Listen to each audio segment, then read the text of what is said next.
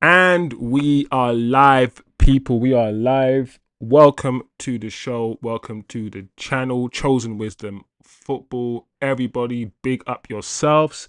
It's been a glorious day here in the UK.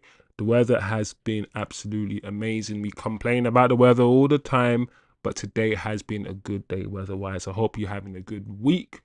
I hope you're having a good day, and I hope the rest of the week is enjoyable. There's loads of messed up things happening in the world outside of football, but football, as minor as it is in the grand scheme of things, is somewhere we can all come together and have a conversation, debate, and relate. It's a beautiful sport. It's a beautiful sport, and it's a beautiful time, people. Smash a like on your way in. If you haven't subscribed, please subscribe below. It's a brand new channel. There is quite a lot for us to get through today. There is quite a lot to get through today. And the title of the video, people, is the ticket prices. Yes, we're going to talk about these Glazers, these wolves in sheep's clothing, just draining the pockets of the locals. Listen, if you are a local, if you're a Manchester lad who go to the games, this really is about you. This really is about you. It's about all of us, really. So we're going to talk about the ticket prices. The news is that the ticket prices have increased. The highest or the most expensive ticket was £66, people, and it has now risen to £97. There's a lot to get into with regards to the ticket prices. There are tiered ticket prices and there are different ticket prices according to different games. These guys are proper milking the fans. They are milking this thing dry. People thought INEOS were going to come in and things were going to be different. You've made a sad mistake, bro. This is crazy. So we're going to get into the ticket prices as a part of this show. There's also news, people, that Sesko and Arsenal, is it on? Is it not on? Is there been a fee? There's conflicting news. So we're going to talk about Fabrizio Romano's latest tweet about Sesko and Arsenal, even though this is not a Man United topic. We'll just touch upon it. There's news, people, that Bayindir is going to the Turkish Super League. There's news that Bayindir potentially could go there, but he doesn't really want to go there. Either way, the fact there is news about Bayindir leaving and going to Turkey, for me, it is good news. I do not believe neither the first choice or our second choice goalkeeper is good enough. So the fact that one of them at least is potentially leaving, for me, good news. So we're going to talk about that today. We're also going to talk about what Ornstein has said about Mbuemo. Now, a lot of people are still worried about this Mbuemo deal. And from what I've heard is that we don't have anything to worry about. However, Ornstein has tweeted recently about Mbuemo, and we will talk about the tweet, discuss it, and all the implications about this new update about Mbuemo.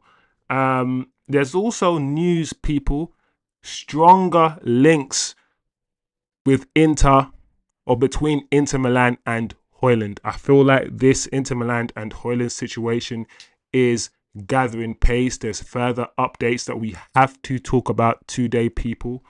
There's also conversations in Everton. Everton Football Club apparently are in advanced talks to appoint Manchester United director of academy. So somebody from Manchester United is leaving and going to Everton. That's been reported by The Athletic. So we're just going to touch upon that as well. And before we leave, we're going to talk about this crazy situation. I'm not quite sure if you guys are aware.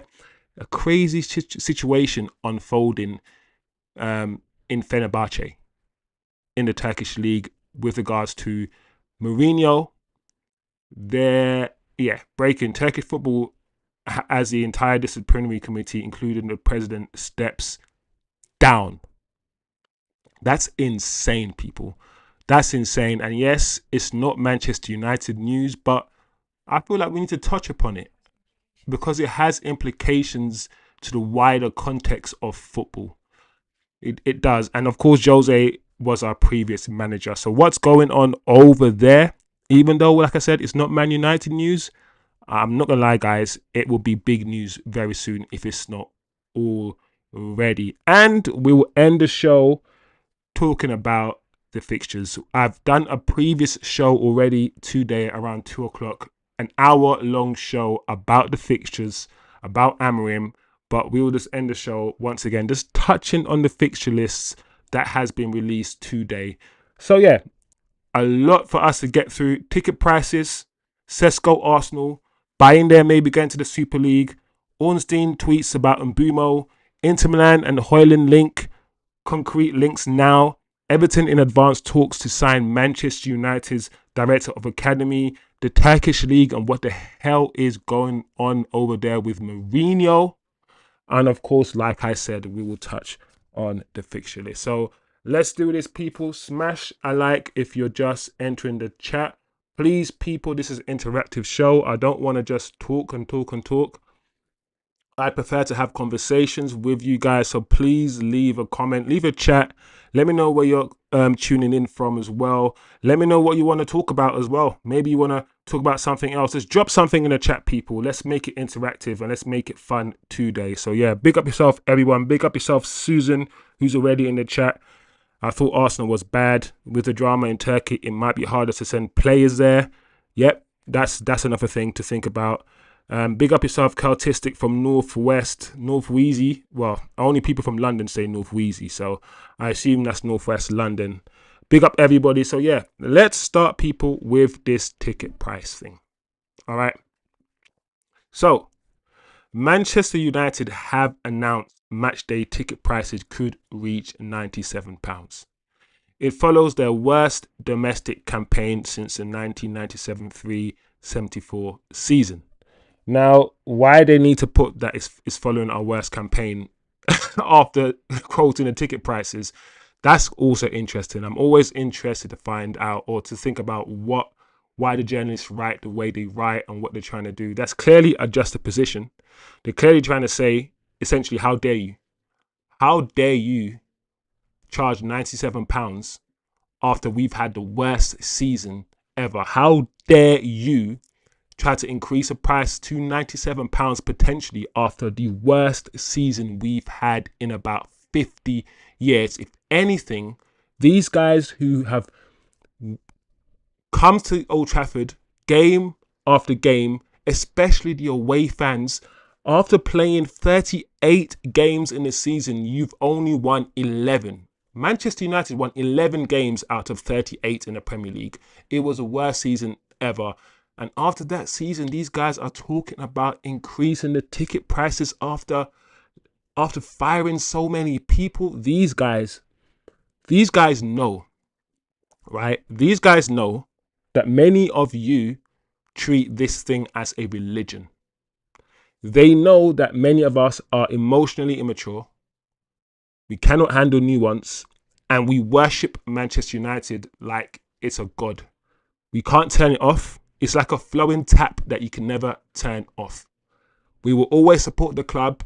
We will always tune in. We want the best for the club. And they know the demand for Manchester United is still there. They're taking liberties on all of the fans.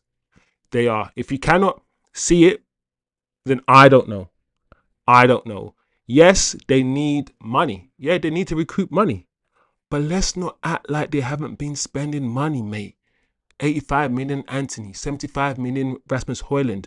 The reason why we are in this position is not because we don't spend money. The reason why we're in this position is because we have £1 billion flipping debt. That is why. The reason why we're in this position is because of bad choices, bad decisions being made by the board. And yes, INEOS have just come. Fair enough. But we are acting like the Glazers still don't own 75% of this club. We're acting like INEOS are here now and the Glazers have gone. The Glazers are still the owners of the club. They still own the majority of the club. It's what they say that goes. The only thing that INEOS have control over is the footballing side. That's it. That's it. And I think many of us have just either forgotten or just not understood that. Anyway, let me see what Irfan is saying. Victor Osimhen, world class 9. I am from Mauritius. Mauritius in Africa. Big up yourself, Irfan. Listen, I need to go there. Everyone who goes there says it's beautiful. I know this is not about football right now, but I need to go to Mauritius, bro. I need to go. Like, tell me when's the best time to go. I'm assuming the summertime, right? That's just easy, but yeah. Anyway, back to this thing. On the screen, what can we see? So, this is, because like I said, it's not just the fact that they're charging. £97 is the maximum they are charging, but it is tiered. They've done what, I'm a financial advisor by trade. That's what I do outside of this, right? So I know what this is. I'm also an economist. That's what I do. So this is called price discrimination. Almost. It's when you charge the same game, but you charge different prices according to who's watching, why, according to the location. If you buy a can of Coke in London and it's 50p, and you buy a can of Coke in, I don't know, in Birmingham and it's £2.50, technically speaking, they're not allowed to do that. It happens anyway, but they're not allowed to do that. If you change the price according to who's buying it, you're not allowed to do that. All of these things you're not actually supposed to do, but everyone does it anyway. So they've categorized the matches. And what they've done is say, listen, the biggest matches, the matches with the most demand, we can charge more for, because the demand will not go. If the locals don't come to these games, other people will. And they are banking on that. The demand for tickets is almost inelastic. In economic terms, we call it inelastic demand, i.e., regardless of the price, there will always be a demand. That's called inelastic demand. You're learning something today from an economist. So write down some notes. And because of that, because Manchester United are a religion, yeah, people will always support them. Now, the problem you're going to have, of course, is that the next generation, the youngsters, they're all supporting Man City because they're seeing Man City win. So very, very, I won't say very soon, but eventually, actually, this piss take that they're doing won't last forever, because the next generation of football fans, if Man United don't win anything, will start supporting Man City, will start supporting Arsenal, will start supporting Liverpool. And that inelastic demand will very, very soon become elastic. So, category 1, City, Liverpool, Arsenal, Chelsea, Spurs, £70 to £97. I'm just going to not say anything else. That's just the starting prices. Category 2, the Burnleys, Everton, West Hams, £63 to £86. Now, let's not forget that £66 was the maximum price, apparently, that was being for a ticket last year. So the minimum, as you can see, for majority of the games now will be around £66, £63. That's the minimum now. Yes, there will be some games, as you can see, category 3, that will start from £37, the lower teams. But the majority of the games, the price will start at the maximum price that was from last year. So I don't understand this, guys, especially after the season that we've had. This is crazy. Anyway, paying November to January. Oh, that's good. That's good, because I would assume summertime, which means if I go November to January, that's an off-peak season in UK, which means the tickets might be cheaper. Ranjit, what's Ranjit saying? Big up yourself, Ranjit, as always, bro. Like airlines in school holiday periods. Yeah. I hear that. Yeah. I might have to listen. There's no one who goes to Mauritius and comes back and says it's not beautiful. That doesn't exist. If it does exist, you just slap that person. But Glazers and Jim out. Big flop. I need Qatar in, bro. This wallahi. Listen, I'm learning new words today as a Jamaican. Wallahi. Inshallah. I'm telling you, man. Yeah. Why? The thing about Jim, right? This is why I don't like Jim. Jim came in, yeah, and Jim used the Brexit thing. He was like, "Oh, Man United should be British owned, and it should be for the locals." And he used xenophobia to capture the local Manchester United. He used xenophobia to get into the hearts and minds of the top Reds. And I'm like, hold on a second. The Qataris, yeah, are saying they'll wipe out the debt, invest another billion, make another stadium. Like, why? Yes, this is it. This is what we needed. It's absolutely insane, yeah, that we didn't get the Qataris. And everyone's just, everyone's at peace now with INEOS, because INEOS have done, listen, things ain't black and white. We can criticize Glazers and criticize INEOS for some things. But at the same time, when you do need to praise them and say, do you know what? They've invested this, or Jim put in 200 million of his own money in the club. So things are nuanced, but I'm with you guys. Listen, I would prefer the Qataris, and I think most people with common sense would have liked the Qataris to come in and wipe everything away. Yeah, look at PSG. Look at PSG. Look at PSG's ownership. Like, it's crazy how the hatred, yeah, of Islam and Muslims around the world, yeah, causes people to make illogical decisions, causes people to make stupid decisions and stupid assessments, bro, based on some stupidness, bro. Like, that just annoys the hell out of me. But anyway, back to the matter at hand. Let me know how you guys feel about these ticket prices. Some of you guys, as you know, are abroad, so you watch most of the games, on the TV, online, using certain sticks, certain channels. Can't say it on YouTube. But yeah, this is absolutely insane. There's a lot I can talk about this. So here's a tweet I want to bring to everyone's attention, which kind of puts everything in perspective, people. This puts everything in perspective. I'm trying to enlarge it if I can. So basically, for an average family of 4 to attend Manchester United versus Liverpool is going to cost upwards of £500 if they're local. What? Same set age for a Spurs game, right? I don't think this is same set age. Bring it. The same set age for a Spurs game will be around upwards of £400, right? Cool.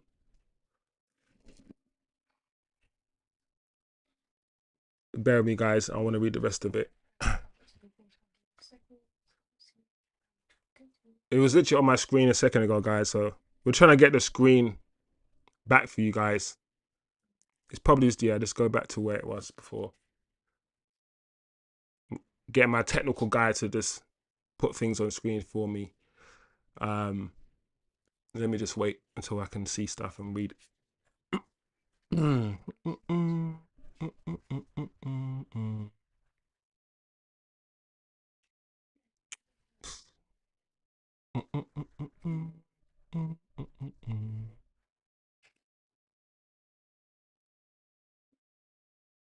Anyway, back to where we were.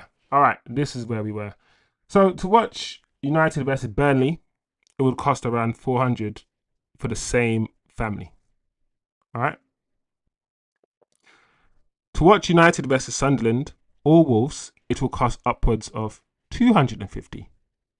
But Jim told us that he's bringing the Manchester back to Manchester United. That's what he told you, right? That's what he sold everyone. All him and INEOS are doing is pricing out the hard-working person for tourists and millionaires. And I've said this many times, guys.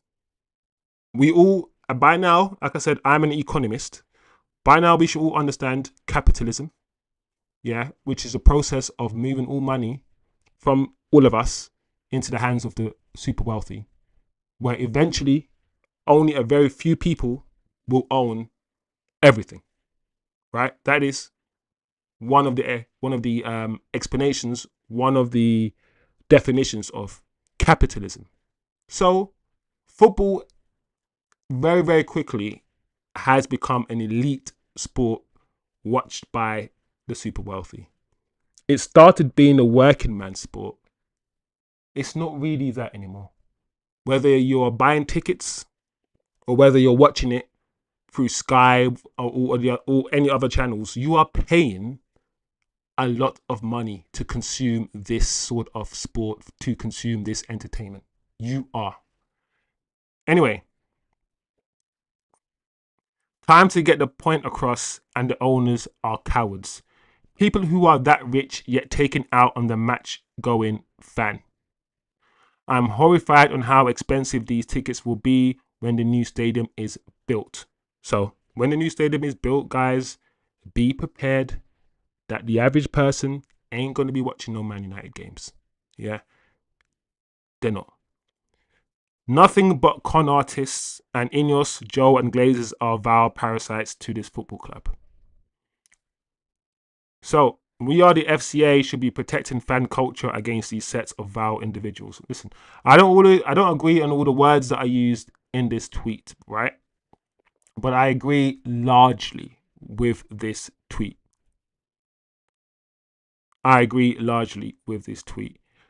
There's a lot of people who want to glaze, pardon the pun, glaze INEOS.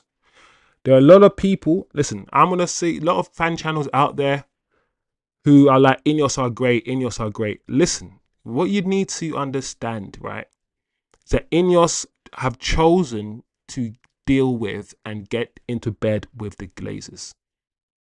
The Glazers are the Manchester United's number one enemy, right? And INEOS saw this. INEOS know how much the Glazers are hated by Manchester United. And they chose to work with the Glazers. They said, we're only going to buy 25% of the club. We want part ownership, and we are going to work with these guys. That's what INEOS have done. So I just want other people to understand that INEOS are not your friends, bro. They're not your friends. They're not your buddies. They're here for money. They're here to fire people, save money, do what they need to do so they can also reap a profit. Of course, everyone wants a profit.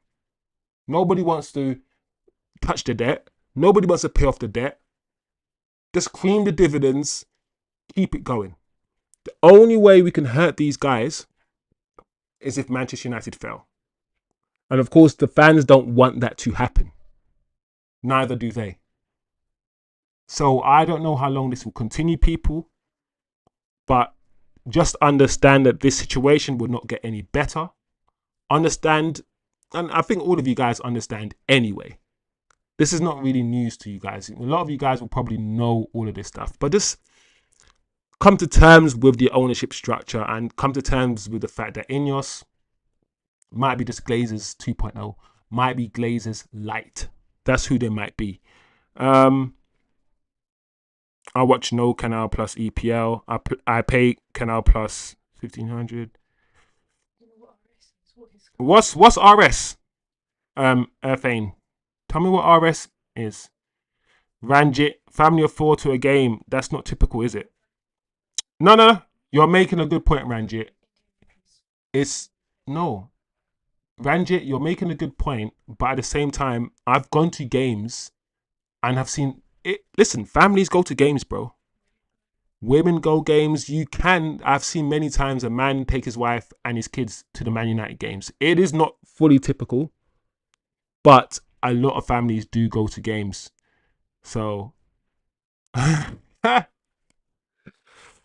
yes, the fan from the UK have Jim and Glazers is only money. Yeah. I mean, do not care about the fan Jim and Jim and the Glazers don't care about the fan only money. Yeah, I hear you, Fane. I agree. So rupees, no. Ranjit said rupees. Oh. Hold on a second. So are you saying that 1,500 rupees is what? £12.90? Are you saying that you watch all the games for like £15? or £30. 13 English pounds. But is that not in Mauritius? Is that how much of your income is it? It could be a lot. Yeah, I mean, I don't know the exchange rate fully, but it kind of sounds cheap, Fane. I'm not gonna lie. It doesn't sound that expensive, unless I'm misunderstanding. You got it good. You got it good, my friend. If that's my understanding. Unless I've totally misunderstood you, that's not actually bad. It's not actually bad. That's why, and I shouldn't be saying this on stream, but that's why a lot of the Ranjit said it's £15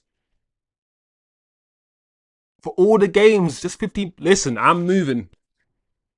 I don't see. This is what I always say. Yeah, we live in the UK and we talk about quality of life, yeah, and standard of living here, right? Which is cool, but we are drained. They drain us dry. They take the piss. In other countries, you can get, like, that's why, right?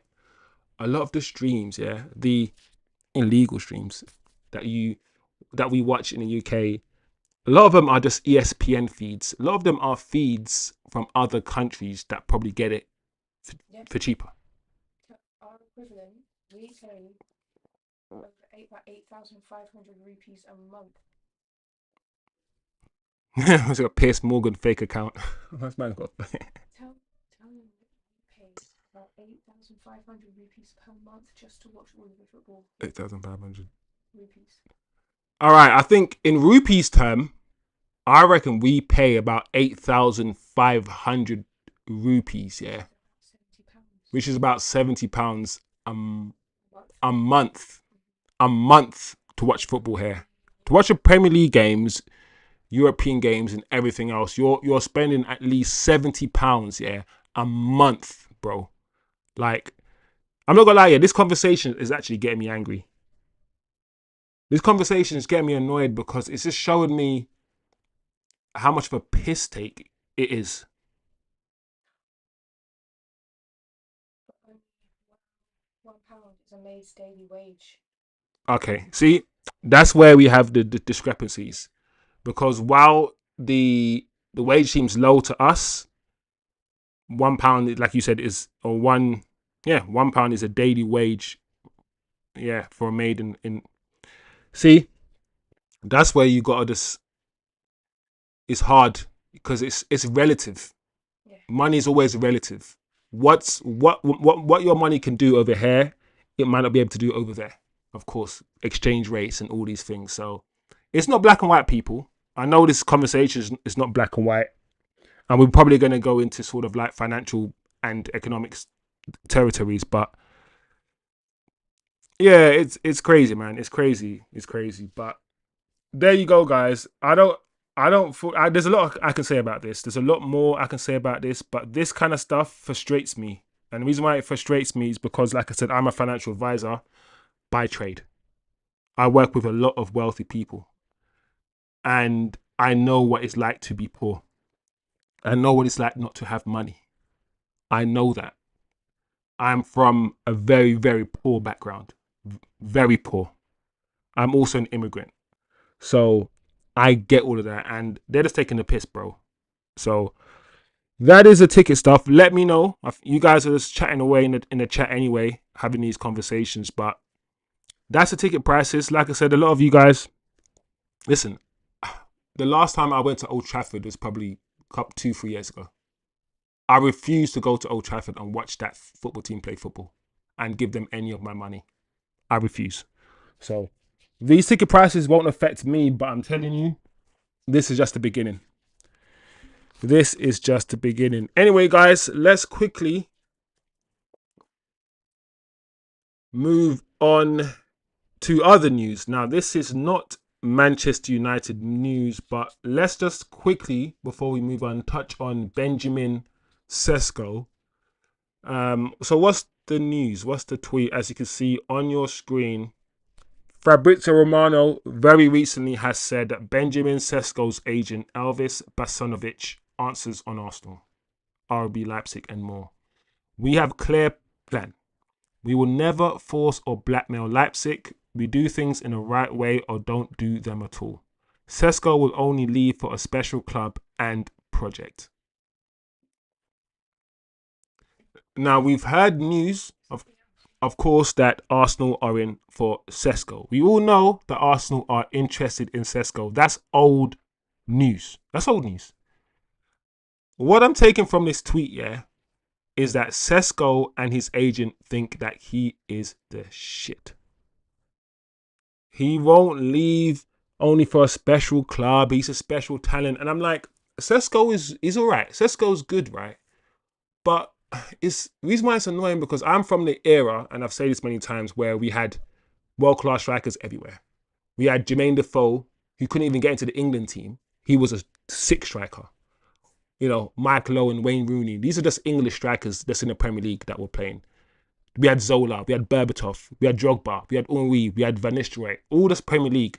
In Europe, we had Hernan Crespo. We had flipping Christian Vieri. We had R9. We had Ronaldinho. We had flipping Rivaldo. We had Raul. Then later on, we had people like David Villa, Fernando. Bro, I can keep going on and on. The amount of strikers that we had in football of certain quality was just wide. Now, you cannot name me 10 world-class strikers in the world. You can't name me. That's a challenge right now. Name me 10 world-class strikers. Name me them.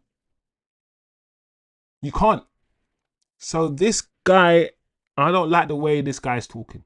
That's all I'm saying. It's a bit strange. In my opinion, and I've said this on this channel, I think there are two things happening with regards to Man United, Gyokeres, Arsenal, and Sesko. I believe Sesko is still Arsenal's main priority. They are using Gyokeres to convince Leipzig to lower the Sesko fee. At the same time, Gyokeres is Man United's main priority. We are now using Ekitike to lower the Gyokeres fee. Our interest in Ekitike, it might be correct, and we might actually have an interest in him. I feel like Vivel is all over that, but Gyokeres is still United's main priority. Now, when Gyokeres came out with the whole tweet, whether you believe it or not, saying Arsenal is the priority, I said on this channel, don't panic, people. If you like Gyokeres, do not panic, because there's still a chance he will come to us. Arsenal will buy Sesko, potentially. If they do and spend that 85 euros, whatever it is, they are not going to get Gyokeres.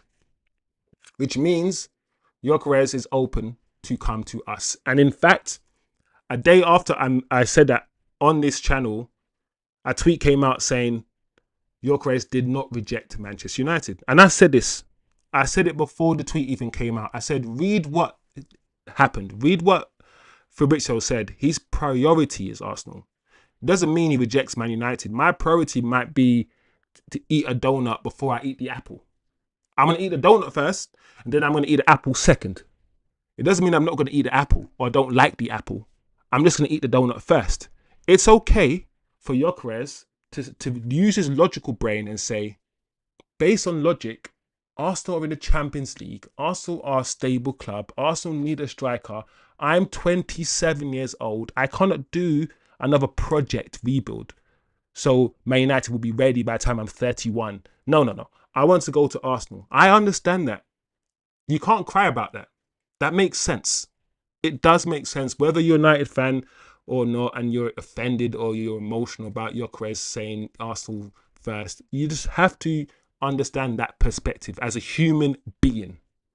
However, if Arsenal don't come for him, I'm telling you, if Man United bid and he accepts it, he's going to be talking about how Man United are his boyhood club and he always wanted to come here, and bare revisionism. You're going to get all of that sucking up. And then once he scores a hat-trick for United, you're going to forget, that he wanted Arsenal. I'm telling you, people. So there's nothing really happening with Sesko. Arsenal haven't bidded yet, but I think that will happen. I think that will happen, people. So let me know what you guys are thinking about this. Ranjit says special club and Arsenal in the same. Ranjit, you kill me, you know. Special club and Arsenal in the same sentence. It's an oxymoron, isn't it? It's their opposites.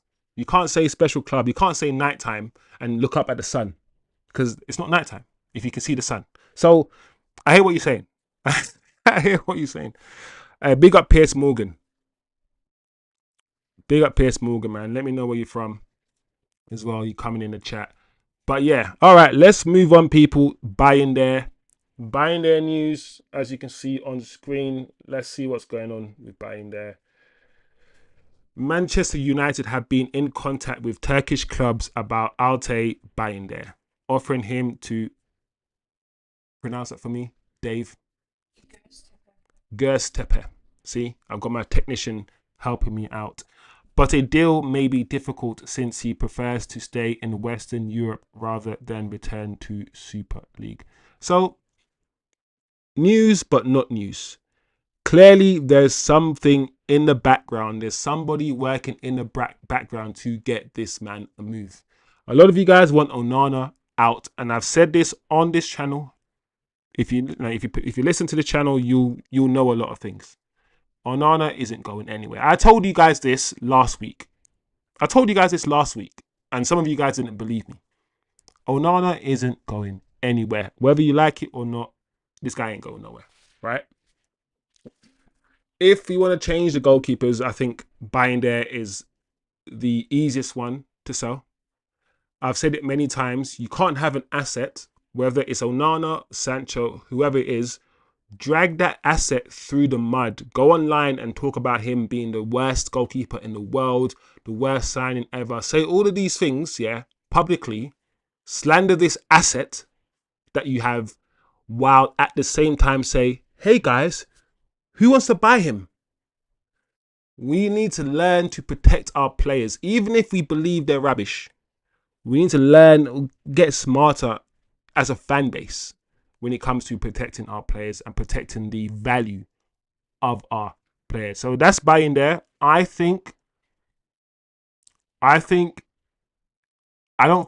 Listen, if we can get certain players out the door and we have a certain amount of money coming in, we might go for Emi Martinez. Do not hold your breath when it comes to Emi Martinez. I'll be honest, I've heard a lot of things from Manchester United. I've got a few sources. But one thing I will tell everyone on this channel, please do not expect Manchester United to buy a #1 goalkeeper this summer. Hope it could happen if we get resources, but do not expect it. Just don't expect it, because it likely will not happen. If Bayindir leaves, we likely might get another understudy to Onana. So expect Onana in goal. Again, I've spoken at length about Andre Onana and the implications of him staying in my previous video. So I'm not really going to rehash that conversation, people. But that's Bayindir. Let's move on to Ornstein's tweet about an Mbuemo. Boom. Boom, boom, boom. Boom, boom, boom, boom. I want you. Let's not say that. All right, let's go. So David Ornstein on Mbuemo. Manchester United are exploring doing the Brian Mbuemo deal and he wants to join them. There's a very good chance that deal happens, but they're not there yet. So that's not really news per se, because we know that he wants Manchester United. That's clear. Everybody knows that. We know that. Yeah, I prefer Bayindir to Onana slightly. I say slightly because Bayindir still made a few mistakes. He still conceded from a corner like Onana, and I don't like either of them. But I hear you. I slightly prefer Bayindir. I think we need a better goalkeeper around it than both of them. Like, I really do. But this Mbuemo stuff, like I said before, the only way that Manchester United do not get Mbuemo is if Manchester United do not want Mbuemo. That's it. He wants to come here. He's sitting around waiting for us to do the deal with Brentford. The only way or the only reason he doesn't come to Man United is if we say to Brentford, we're not willing to pay your £60 million, £65 million for him. That's it. That's the only way. It is 100% therefore in our hands.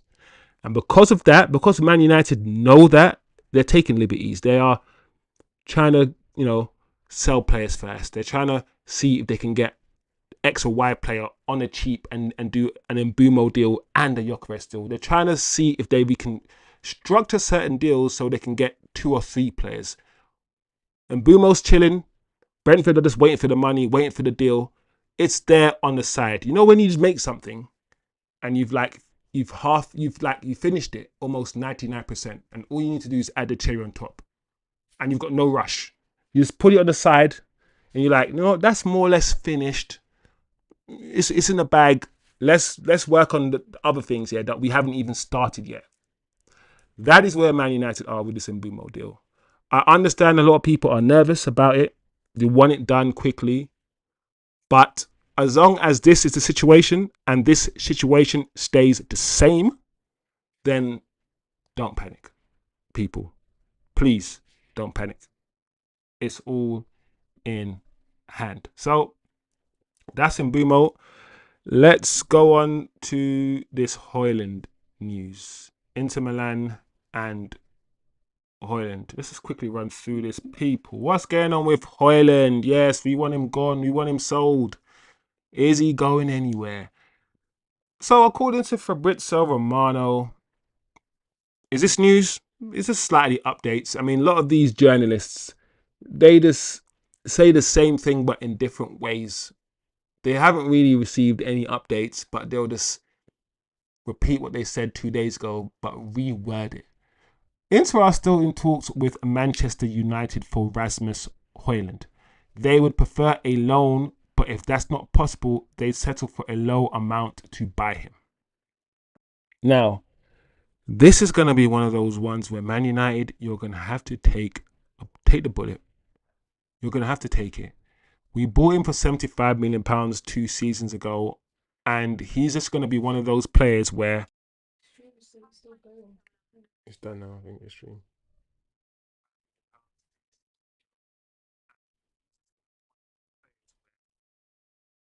It's gone up to 50 minutes. Okay. So give me a second and I'll reset the stream and go back again. Because the broadcast is still Cool. showing that it's on, it's still streaming, but it's not at the same time.